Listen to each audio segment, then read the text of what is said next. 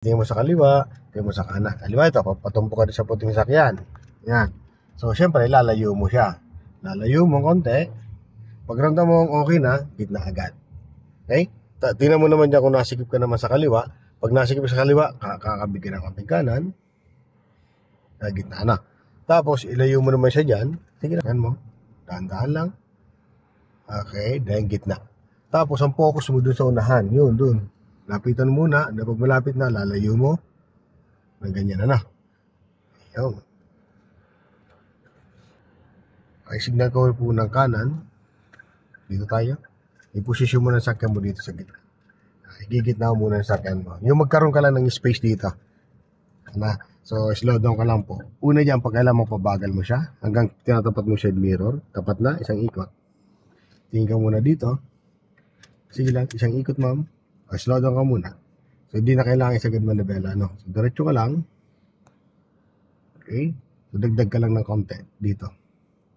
Kasi aabutan mo yun ba ng kalapati na yun. Stop ka muna. Stop. Kasi ito, wala kang dadaan nauna siya. Naramdaman mo to, itong sakyan mo, pumapalo na dito. So, ano gagawin? Kailangan ibalik mo na manibela mo. Balik mo na manibela mo dyan. Yes. Oh, sobra, ang balik. Tignan mo siya.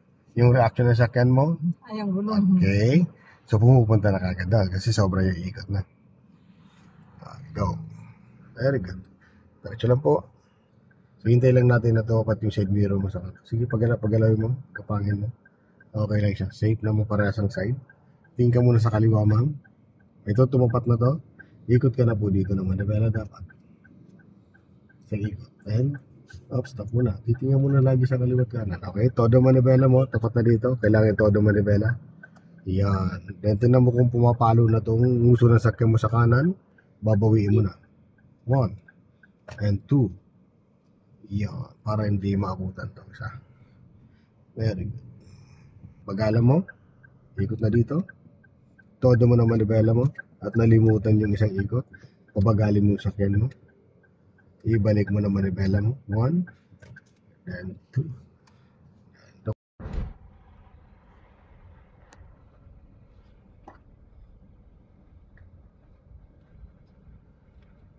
Yun, no? So, doon ang mata, doon na tension. Lalapitan mo kasi yun para hindi ka magsakit.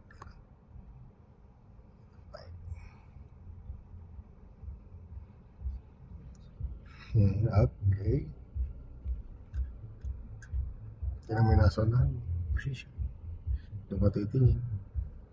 Yeah, tinan mo dyan sa kaliwa. Yes, very good.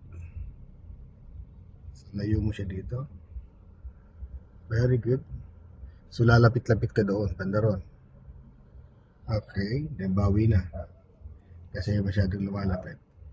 Yan. Sige lang. Good. Very good. Signal. Tingin mo sa kaliwa, syempre.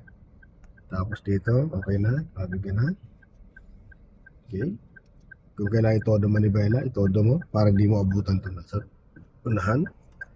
Then, syempre, babalik na natin yan. Balik mo isa. Tingnan mo yung galaw, no? Sabihin pala, pag nasobrahan ka na, doon mo na isasagad, Sir Dave. Opo, pag halimbawa, Pag di ka nakapag... isang-isang ikat, opo, kailangan mo itodo mo na yun para hindi mo abutan yung nasa tulan po.